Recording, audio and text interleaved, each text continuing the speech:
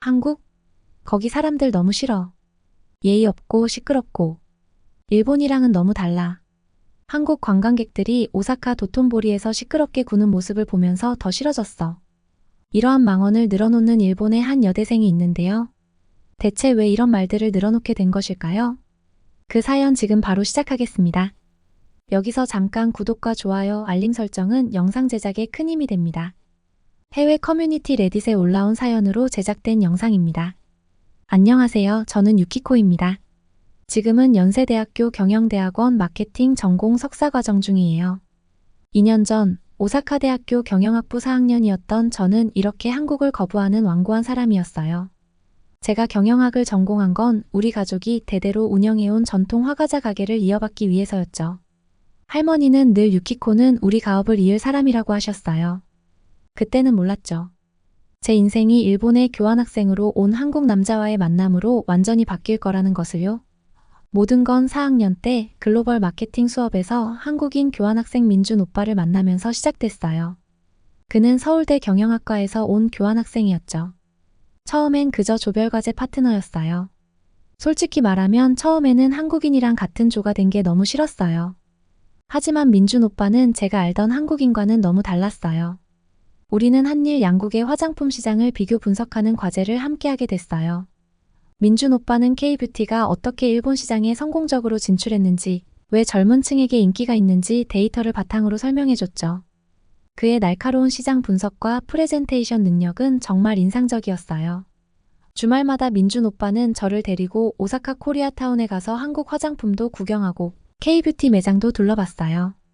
특히 민준 오빠의 꿈이었던 글로벌 뷰티 기업 진출 이야기를 들으면서 저도 더 넓은 세상을 보고 싶다는 생각이 들기 시작했죠. 하지만 이런 제 변화를 가족들은 이해하지 못했어요. 특히 할머니의 반대가 심했죠. 우리 가게는 어쩌고? 네가 이어받기로 하지 않았니? 오사카의 전통적인 상인 가문에서 자란 우리 가족에게 한국인과의 연애는 상상도 할 수 없는 일이었어요. 그래도 저는 포기하지 않았어요. 매일 새벽 6시에 일어나 한국어 공부를 시작했죠. 학교 수업이 끝나면 곧장 한국어 학원으로 달려갔고 주말에도 도서관에서 한국어 능력 시험 준비를 했어요. 민준 오빠와 매일 영상통화하면서 자연스럽게 한국어 실력도 늘었죠. 점점 한국어 실력이 늘어가고 민준 오빠와의 관계도 깊어지면서 가족들의 태도도 조금씩 변하기 시작했어요.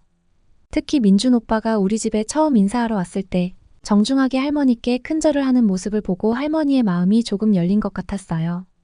하지만 이것은 시작에 불과했어요. 대학원 진학을 위한 진짜 시련은 이제부터 시작이었죠. 국제 연애보다 더 큰 장벽이 저를 기다리고 있었거든요. 할머니의 반대는 제가 예상했던 것보다 훨씬 더 심각했어요. 110년 역사의 우리 가게를 어떻게 한국 남자랑 연애한다고 포기할 수 있니? 매일 아침 가게 준비를 도우면서 할머니의 이런 말을 들어야 했죠. 특히 제가 한국 대학원 진학을 고민하고 있다는 걸 알게 되셨을 때는 할머니가 처음으로 저에게 고함을 치셨어요. 내 부모님이 널 대학에 보낸 건 가업을 더 잘 이어가라고 한 거야. 한국 남자 만나려고 보낸 게 아니라고. 그때 민준 오빠가 한 제안이 있었어요. 유키코, 너희 가게를 글로벌 브랜드로 키워보는 건 어때? 처음에는 이해가 안 됐어요. 우리 작은 화과자 가게를 어떻게 글로벌 브랜드로 만들 수 있다는 걸까? 하고 말이죠. 민준 오빠는 스타벅스 재팬이 전통 말차를 현대적으로 재해석해 만든 말차 프라푸치노로 어떻게 성공을 거두었는지에 대해 분석한 자료를 보여줬어요. 우리 가게도 충분히 가능성이 있다고 설명해줬죠. 할머니, 저 한국 가서 경영학 석사 따고 우리 가게를 아시아 최고의 화과자 브랜드로 만들고 싶어요. 제가 가업을 포기하는 게 아니라 더 크게 키우고 싶은 거예요. 처음으로 제 진심이 할머니에게 전해진 것 같았어요. 할머니는 잠시 말없이 저를 바라보시더니 장식장에서 오래된 앨범을 꺼내셨어요. 그 안에는 젊은 시절 할머니가 동경의 유명 화과자 가게에서 수업을 받으시던 사진이 있었죠. 나도 한때는 꿈이 있었단다. 우리 가게를 더 크게 키우고 싶었지. 하지만 전쟁이 나고 모든 게 어려워져서 할머니의 목소리가 처음으로 흔들렸어요. 그러면서 할머니가 조건을 제시하셨어요. 한국 대학원에서 1등으로 졸업하고 내가 우리 가게를 키울 수 있다는 걸 증명해 보여라. 그때까지 민준이란 친구와의 관계도 보류하는 거야. 힘든 조건이었지만 저는 기뻤어요. 할머니가 첫 발걸음을 내딛게 해주신 거니까요. 하지만 이게 끝이 아니었어요. 더 큰 시련이 저를 기다리고 있었거든요. 대학원 입시 준비는 생각보다 훨씬 힘들었어요. 낮에는 가게 일을 돕고 밤에는 한국어 공부와 대학원 준비를 해야 했죠. 한국어 능력 시험 6급을 따야 했고 학부 성적도 신경 써야 했어요. 게다가 할머니와의 약속대로 민준 오빠와 연락도 끊어야 했죠. 특히 힘들었던 건 추천서를 받는 과정이었어요. 일본 교수님들은 제가 한국 대학원에 가려는 이유를 이해하지 못하셨거든요. 오사카 대학원에서 학업을 마치고 가업을 잇는 게 더 좋지 않을까? 라고 이야기하시며 저를 말렸죠. 그러던 어느 날 할머니가 아픈 걸 숨기고 계셨다는 걸 알게 됐어요. 병원에서 우연히 마주친 할머니의 주치의가 항암 치료는 언제 시작하실 건가요? 라고 물으시는 걸 듣게 된 거예요. 그날 밤 처음으로 할머니와 진심을 나눴어요. 할머니, 제가 한국 가는 걸 반대하시는 진짜 이유. 혹시 할머니 건강 때문인가요? 할머니는 오랜 침묵 끝에 말씀하셨어요. 네가 없는 동안 가게를 누가 돌보냐. 그제서야 알게 됐어요. 할머니가 걱정하신 건 단순히 전통이나 체면이 아니라 가게와 가족의 미래였다는 걸. 그래서 저는 새로운 제안을 했어요.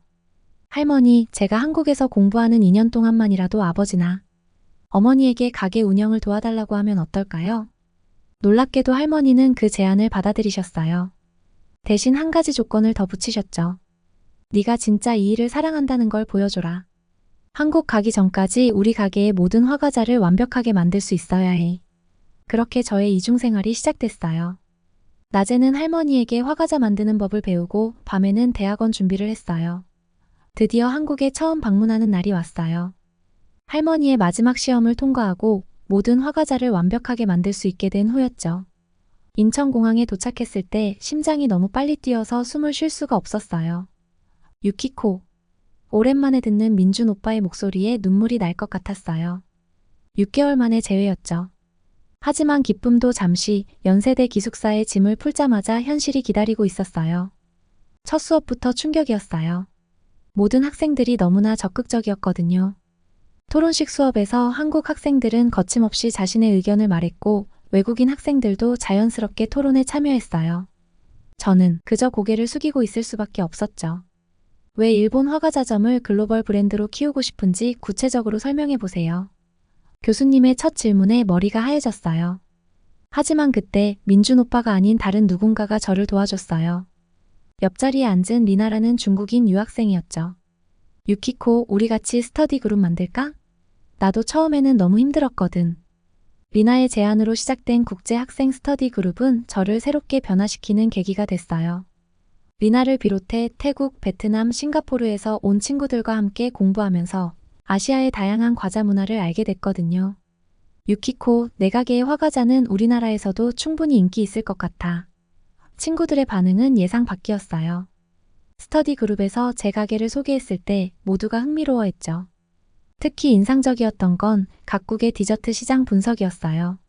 중국의 리나는 현지 밀크티 시장이 어떻게 전통차를 현대적으로 재해석했는지, 태국의 수자는 망고 디저트가 어떻게 글로벌 트렌드가 됐는지 설명해줬어요. 그러다 문득 깨달았어요. 제가 고민하던 전통과 현대의 조화는 이미 아시아 전역에서 일어나고 있었던 거예요. 용기를 내서 교수님께 찾아갔어요.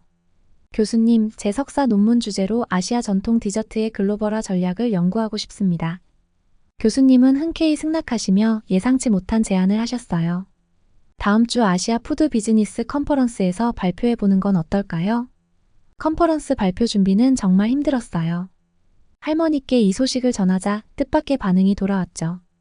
유키코, 우리 가게의 특제 화과자를 준비해줄게. 발표할 때 나눠주렴. 할머니가 직접 만들어주신 벚꽃 모양 화과자는 컨퍼런스의 하이라이트가 됐어요. 발표가 끝난 후 많은 기업 관계자들이 연락처를 달라고 했죠. 특히 싱가포르의 유명 디저트 체인 대표님이 특별한 제안을 하셨어요. 유키코 씨, 당신의 전통 화과자를 현대적으로 재해석해서 우리 매장에서 판매해보는 건 어떨까요? 첫 시작은 팝업 스토어부터 해보기로 하죠. 그날 밤 떨리는 마음으로 할머니께 영상통화를 걸었어요. 할머니, 제가 싱가포르에서 우리 화과자를 팔 수 있는 기회가 생겼어요. 할머니의 눈시울이 붉어졌어요. 유키코, 네가 이런 큰 성과를 낼 줄은 몰랐구나. 이제 알겠다. 네가 왜 한국에 가고 싶어 했는지. 하지만 기쁨도 잠시 할머니의 병세가 급격히 악화됐다는 연락을 받았어요. 싱가포르 진출을 앞두고 있었지만 더 중요한 것이 무엇인지는 분명했죠. 할머니가 위독하다는 소식을 듣자마자 바로 오사카로 돌아왔어요. 마침 방학 기간이었죠. 공항에서 곧장 병원으로 달려갔어요. 할머니, 제가 왔어요. 병실에 들어서자 할머니는 부드러운 미소를 지으셨어요.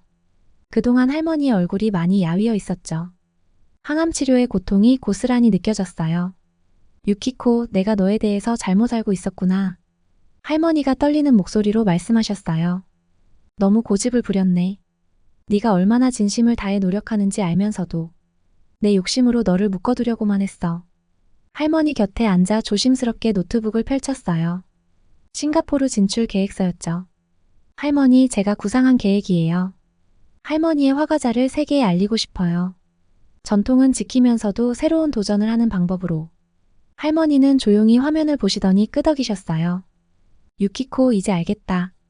네가 가게를 버리려는 게 아니라 더 크게 키우려 했던 거구나. 할머니의 눈에서 눈물이 흘렀어요. 그날 밤 할머니는 마지막 가르침을 주셨어요. 진정한 전통은 변화를 두려워하지 않는 거란다. 내 꿈을 펼쳐보거라. 다음날 할머니는 평화롭게 눈을 감으셨어요.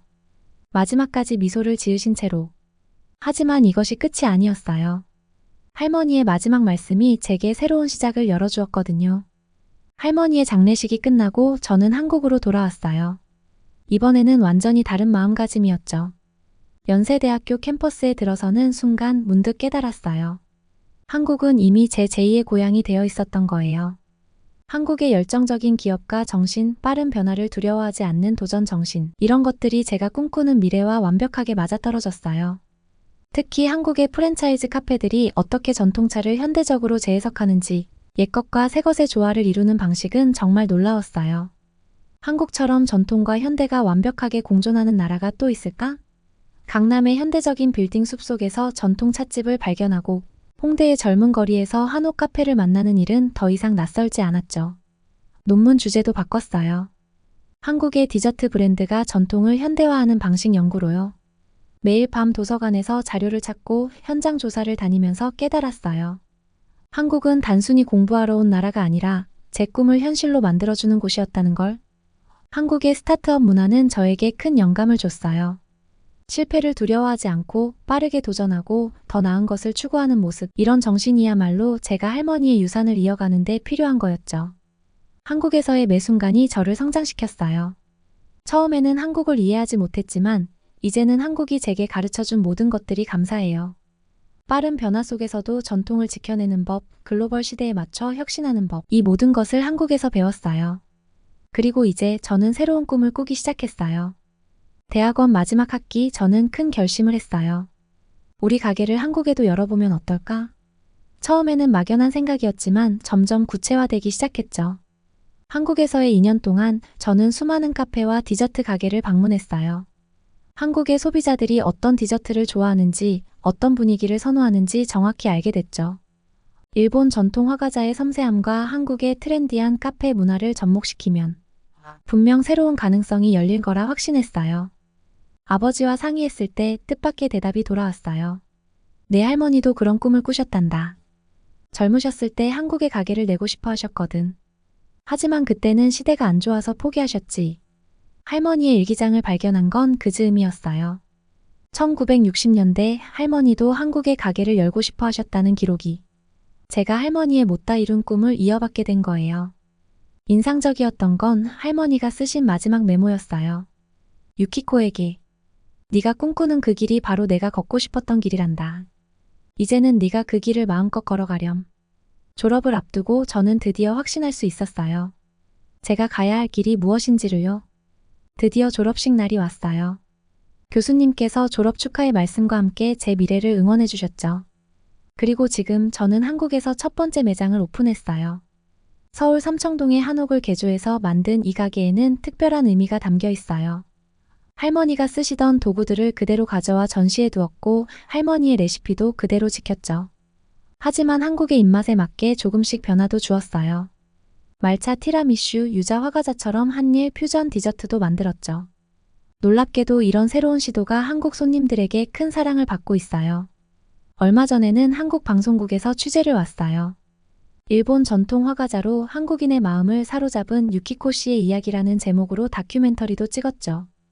이제는 일본 본점과 한국 지점을 오가며 바쁜 나날을 보내고 있어요. 매주 비행기를 타는 게 힘들 때도 있지만 이것이 제가 꿈꾸던 삶이에요. 제가 사랑하는 두 나라에서 제가 사랑하는 일을 하고 있으니까요. 지금도 가끔 할머니의 영정사진 앞에서 이야기해요. 할머니, 저 잘하고 있죠? 이제는 제가 할머니의 꿈을 이어가고 있어요.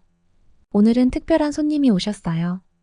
3년 전 할머니의 장례식 때 오셨던 단골 손님이셨죠. 그분은 50년 넘게 우리 가게를 찾아주신 분이에요. 유키코 양 할머니께서 보시면 정말 기뻐하셨을 거야. 이렇게 가게가 번창하다니. 저는 새로운 결정을 했어요. 매장 확장 대신 기술 전수에 집중하기로 했죠. 지금은 분기마다 한일 양국에서 수제 화가자 장인 양성 과정을 진행하고 있어요. 젊은 제자들이 하나둘 늘어나고 있죠. 자랑스러운 건 우리 가게가 이제는 작은 문화교류의 장이 됐다는 거예요. 한국 손님들은 일본의 다도 문화를, 일본 손님들은 한국의 차 문화를 자연스럽게 접하게 되죠. 가끔은 즉석에서 작은 다도회가 열리기도 해요. 할머니의 오래된 다도 도구들도 새로운 생명을 얻었어요. 진열장에 전시만 해두는 게 아니라 실제로 사용하면서 그 가치를 이어가고 있죠. 할머니가 남기신 레시피 노트도 이제는 두 나라 말로 기록하고 있어요. 그리고 또 하나의 기쁜 소식이 있어요. 오사카 대학교에서 교환학생으로 만난 지 어언 3년. 그동안 우리는 서로의 꿈을 위해 각자의 자리에서 최선을 다했어요. 저는 가게를 위해, 민준 오빠는 학업을 위해 열심히 달려왔죠. 민준 오빠는 지금 글로벌 기업의 마케팅 부서에서 일하고 있어요. 한일 양국을 오가며 바쁘게 지내고 있죠. 서로 바쁜 와중에도 주말이면 꼭 삼청동 가게에 들러 이야기를 나누곤 해요. 가게 한켠에서 해외 출장 보고서를 쓰는 그의 모습을 보면 마음이 따뜻해져요. 다음 달이면 저희가 결혼식을 올려요. 결혼식은 교토의 전통 사찰에서 하기로 했어요. 할머니가 항상 꿈꾸시던 장소죠. 결혼식 피로연에서는 제가 특별히 개발한 웨딩 화가자를 선보일 예정이에요. 한국의 청주와 일본의 사케를 함께 준비했고 양국의 전통 의상도 준비했어요. 제일 기쁜 건 민준 오빠의 부모님과 제 부모님이 이제는 서로 친한 친구가 되셨다는 거예요. 처음에는 걱정이 많으셨지만 이제는 3개월에 한 번씩 서울과 오사카를 오가며 만나실 정도가 됐어요. 여러분도 혹시 저처럼 어떤 것에 대한 편견이나 선입견이 있다면 용기를 내어 한 발자국 내딛어 보세요. 그 한 걸음이 여러분의 인생을 완전히 바꿔놓을 수도 있어요. 마지막으로 부탁드리고 싶은 게 있어요. 우리 모두 서로를 이해하고 존중하면서 살아갔으면 좋겠어요.